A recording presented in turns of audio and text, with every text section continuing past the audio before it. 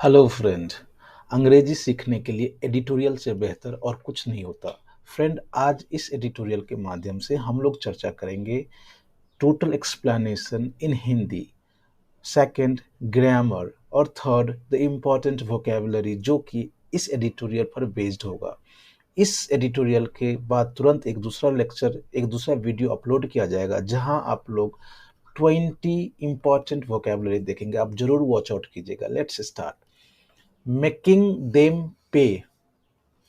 Making them पे friend, ये एक ग्रामर के स्ट्रक्चर पर आधारित है। जैसे कि मैं आपसे पूछूं, जो उसे खिलाओ, उसे पढ़ाओ, आप क्या इसका स्ट्रक्चर बनाएंगे? मेक हिम रीड, उसे पढ़ाओ। फ्रेंड, इसी तरह से यहाँ है मेकिंग देम पे। मेकिंग और देम किसके लिए आ रहा है? ये जितने भी जाइंट्स, टेक जाइंट्स है, जैसे कि गूगल है या एप्पल है, तो उनसे पे करवाओ, उनसे भुगतान करवाओ। इस पर बेस्ड आज का एडिटोरियल है। A law to regulate app store operators is key to check big techs monopolising natures. Friend, ये कह रहा है जो एक ऐसा कानून जो नियंत्रण रखे ऐप स्टोर ऑपरेटर पर, राइट, ऐप स्टोर ऑपरेटर पर। ये बहुत ही महत्वपूर्ण है। किस चीज के लिए? टू चेक, कंट्रोल करने के लिए बिग टेक्स मोनोपोलाइजिंग, मतलब होता है एकाधिकार वाली जो प्रकृति होती है। आजकल जो जितनी भी टेक्नोलॉजी है उस पे कुछ ही कंपनी का क्या है, एकाधिकार हो रहा है, उसी का अधिकार हो रहा है। तो कह रहा है जो एक ऐसा लॉ होना चाहिए जो नियंत्रण रख सके, राइट। फ्रेंड, मैं आपको यहाँ एक बात बताना चाहूंगा। जो यदि आप इस चैनल पे नए हैं तो जरूर सब्सक्राइब कीजिएगा, लाइक कीजिएगा, शेयर कीजिएगा। Let's start. South Korea's newest legislation, dubbed the anti-Google's law, is something that Indian lawmakers should consider emulating. अब कह रहा है फ्रेंड, जो साउथ कोरिया में अभी एक नया लॉज आया है, द ग्रुप ऑफ लॉ, जिसको डब्ड मीन्स क्या होता है? यहाँ एक नया वर्ड है। डब मीन्स होता है किसी को आप नया नाम दे देते हैं। तो उस लेजिस्लेशन का नाम क्या है? Anti Google law. नया नाम जो जनरली हम लोग कहते हैं, इज समथिंग, कुछ ऐसा है कि जो इंडियन कानूनविद हैं, जो कानून बनाने वाले हैं, शुड कंसिडर एम्यूलेटिंग मतलब होता है जो, या उस चीज को आप बनाते हैं या अपनाते हैं या उसकी बराबरी करने की चेष्टा रखते हैं। तो कह रहा है जो इंडियन लॉ मेकर को, जो साउथ कोरिया में लेजिस्लेशन आया है, नया कानून आया है, जिसको नया नाम का एंटी गूगल लॉ दिया गया है, उसको अपनाना चाहिए। Last week last week its parliament passed an amendment to its Telecommunications Business Act with the aim of preventing app store operators such as Google's and Apple's from forcing app developers to use their in-store payment system for which they charge exorbitantly. Friend, ये कुछ लंबा sentence है, लेकिन हम उसको तोड़ तोड़ कर देखते हैं। अब ये कह रहा है जो लास्ट वीक मीन्स जो पिछले सप्ताह, इट्स साउथ कोरिया के लिए आ रहा है। Its parliament passed an amendment to its technology telecommunication business act. ये एक वहां का एक्ट है, साउथ कोरिया का टेलीकम्युनिकेशन बिजनेस एक्ट। तो पिछले सप्ताह वहां के पार्लियामेंट ने इस कानून में कुछ अमेंडमेंट लाया है with the aim of preventing app store operators. किस उद्देश्य से उसमें अमेंडमेंट लाया है?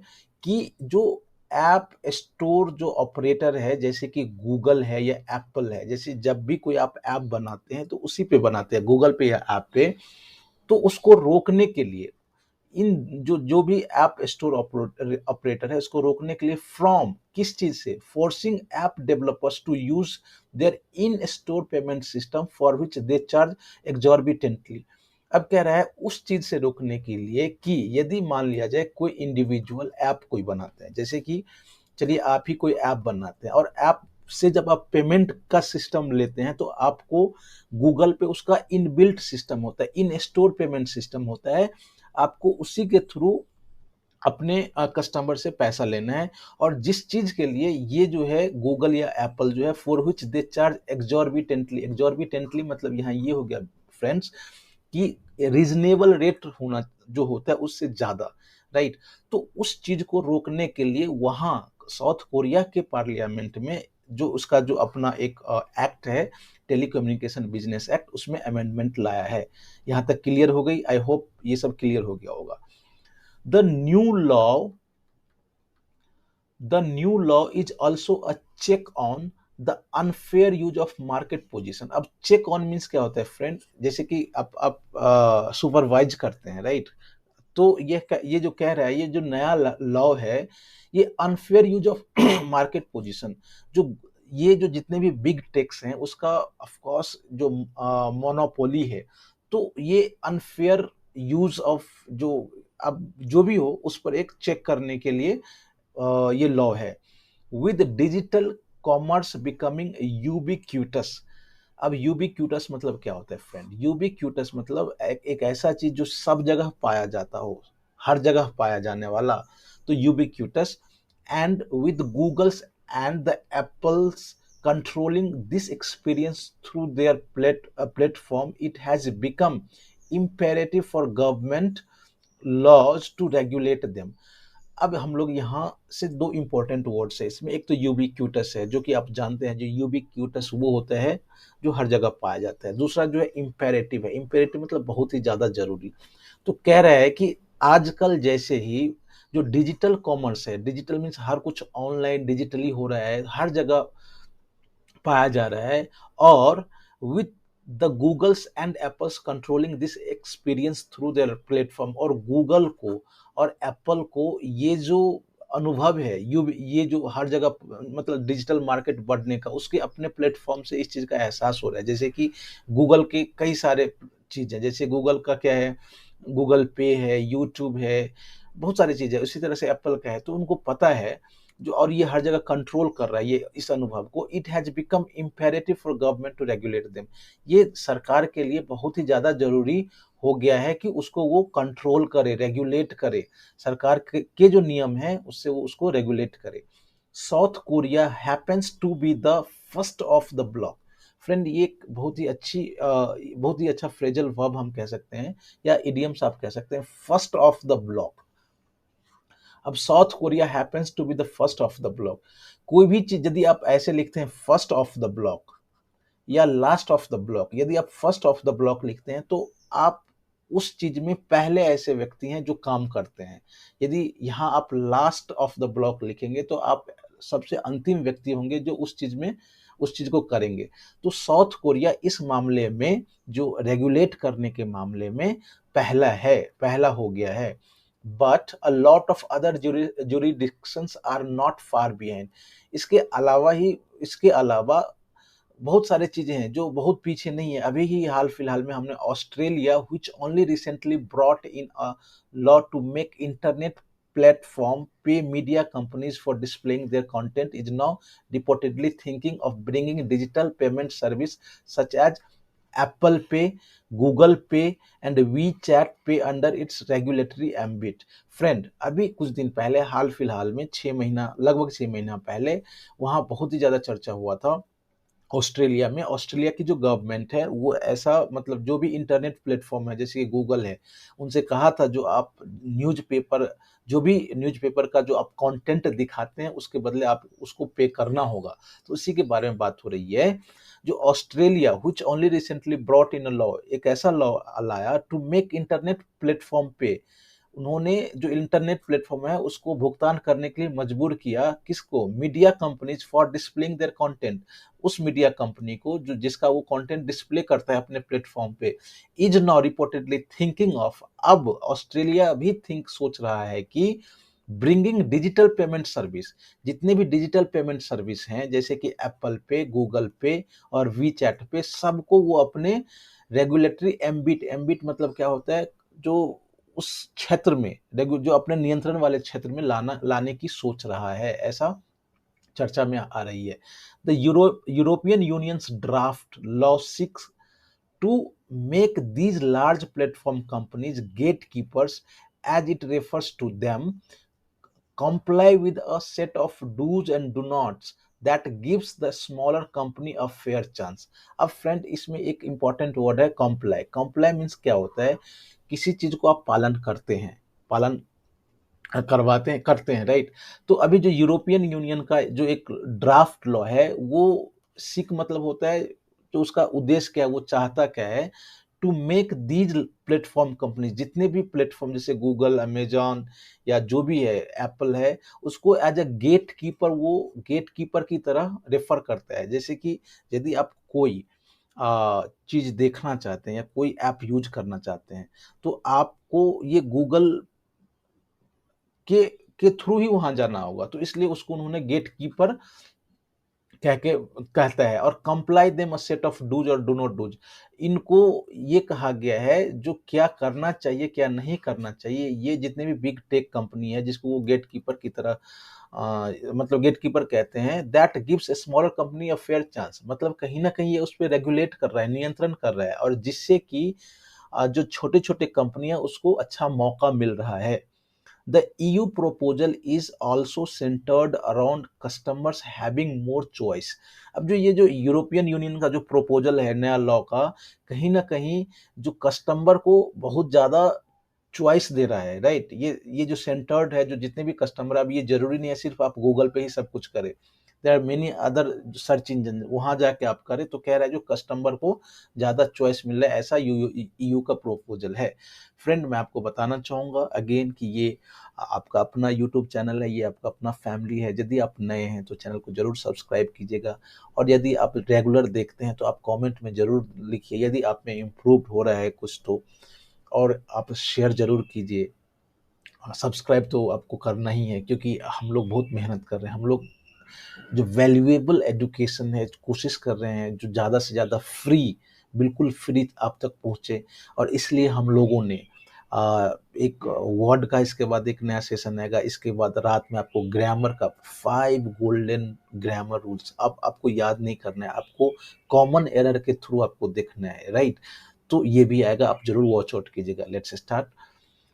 But this is not all, इतना ही तक नहीं है, आगे हम लोग देखते हैं। In the US, United state, last month 3 senators brought in a bill much along the same line. अब सीनेटर्स जो वहाँ, जैसे कि वहाँ का जो कांग्रेस होता है, उसके जो मेंबर्स है, उन्होंने ऐसे ही कुछ लॉ लाया है अलोंग द सेम लाइन, जो कि जो ऊपर में हम लोगों ने देखा है ईयू का जो प्रोपोजल है उसी के लाइन पे, introduced by the Democrats Richard Blumenthal, Amy Klobuchar and Republican Marsha Blackburn। ये तीनों सीनेटर्स है जो नया लॉ मतलब यूएस में लास्ट मंथ जो इंट्रोड्यूस किया। इट एम्स, उसका जो उद्देश्य है, to promote competition and reduce gatekeeper power in the app economy.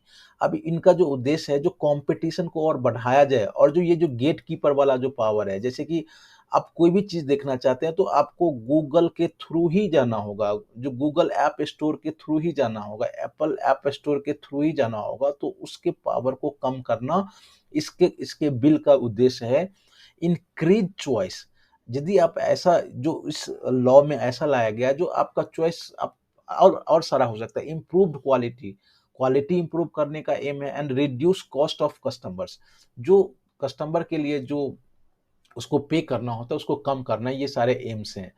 All this is happening in the backdrop of pending verdict in a well-known case in which Epic Games, the company behind Fortnite, sued Apple on the very issue. Friend, ये जो जितना हो रहा है, जो कि America में चल रहा है, ये कहीं ना कहीं किसके बैकड्रॉप से चल रहा है, क्योंकि वहां एक बहुत फेमस केस पेंडिंग है, राइट। और उस केस का नाम क्या है, और ये केस किसके किसके बीच है? Epic games versus Apple. अब जो एपिक गेम्स है, जो कंपनी बिहाइंड फोर्टनाइट, ये फोर्टनाइट जो कंपनी है उसके पीछे जो एप्पल गेम्स है, उन्होंने एप्पल को स्यू, मतलब क्या होता है, जो आप अदालत में आप उस पे अदालत में ले जाते हैं, केस करते हैं, राइट, उसको कहते हैं। इसी इशू पर ये जो एपिक गेम्स है एप्पल को अदालत में घसीटा है, ये अभी पेंडिंग है। The legal moves was triggered after Apple ousted Epic from its platform for putting up its own payment system bypassing Apple's. अब यहाँ कह रहा है जो the legal move was triggered, ये जो लीगल मूव है, जो केस वाली बात होगी या अदालत वाली बात होगी, ये ट्रिगर्ड हो मतलब अचानक हो गया, मतलब अचानक हुआ जब एप्पल ने, ऑस्ट मतलब होता है निकाल कर बाहर फेंक देना, एप्पल ने एपिक को अपने प्लेटफॉर्म से बाहर हटा दिया।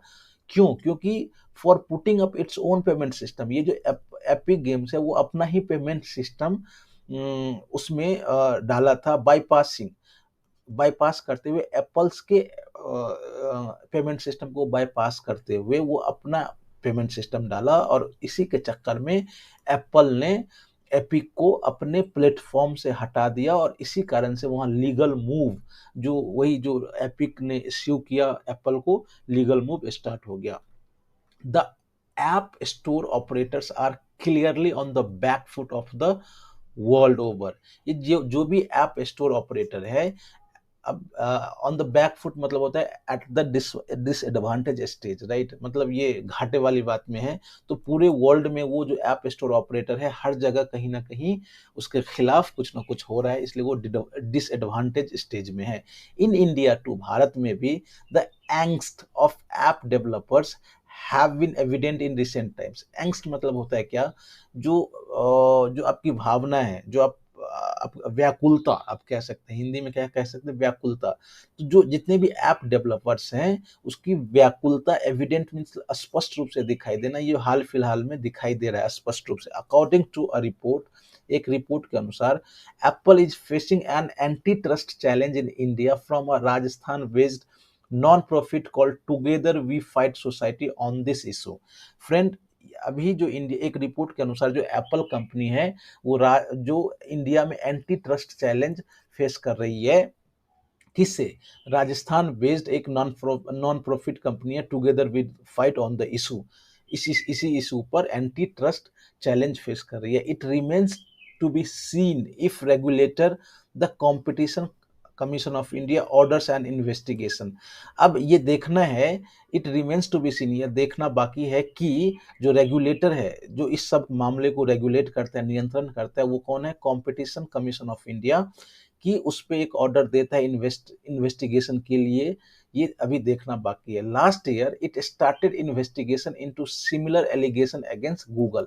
जो पिछले साल इसी प्रकार का इन्वेस्टिगेशन गूगल के खिलाफ स्टार्ट हुआ था। एलिगेशन मतलब क्या होता है? आरोप। A law to regulate app store operator is not a drastic departure from this government's thinking on such issue। ये कह रहा है जो एक ऐसा कानून जो कि रेगुलेट करे ऐप स्टोर ऑपरेटर को, it is not drastic departure from governments thinking on such issue. ऐसे इशू पर ये it cannot be drastic departure. Only recently it promoted the setting up of open network for digital commerce to democratize e-commerce and to provide alternative to proprietary e-commerce site. अब कह रहा है जो अभी हाल फिलहाल में जो इट प्रमोटेड, मतलब ये गवर्नमेंट की बात हो रही है, जो setting of open network for digital commerce, ये जो डिजिटल कॉमर्स के लिए ओपन नेटवर्क का जो सेटिंग हुआ है, किस लिए? टू डेमोक्रेटाइज ई कॉमर्स, जो ई कॉमर्स सिर्फ कुछ लोगों तक ना हो, ये हर इंसान तक पहुंचे, इसलिए उन्होंने ओपन नेटवर्क को सेट किया है। And to provide alternative to proprietary e-commerce site. अब प्रोपराइटरी मतलब होता है जो फ्रेंड मालिकाना हक जो कहते हैं, तो कह रहा है जो जितने भी ई कॉमर्स साइट है जिसका जो मालिकाना हक है वो उसके लिए एक ऑल्टरनेटिव होना चाहिए, कुछ इंसान तक सीमित नहीं रहना चाहिए। कहने का भाव ये हुआ। The challenge however is to protect the smaller sellers and developers without undermining the ecosystem for technological innovation। अब जो यहाँ सबसे बड़ी जो चैलेंज है ये क्या है कि आपको टू प्रोटेक्ट, रक्षा करना है स्मॉलर सेलर को एंड डेवलपर को, जो भी छोटे छोटे स्मॉलर सेलर है और डेवलपर है उसको प्रोटेक्ट करना है विदाउट, बिना अंडरमाइनिंग, मतलब आप उसके undermining the ecosystem of technological innovation, जो ये टेक्नोलॉजिकल इनोवेशन का जो इकोसिस्टम है उसको कमजोर ना करते हुए आपको किसको प्रोटेक्ट करना है, स्मॉलर सेलर्स और डेवलपर्स को। तो फ्रेंड इस तरह से आज हम लोगों ने आज के एडिटोरियल को देखा है। अभी उसके जस्ट आपको एक नया वीडियो मिलेगा जिसमें मोर देन 15 और लेस देन 20, मतलब बिटवीन 15 to 20 वर्ड्स आपको मिलेगा, इंपॉर्टेंट वर्ड्स जो कि बहुत ज़्यादा जरूरी है कोई सा भी एग्जाम के लिए, राइट।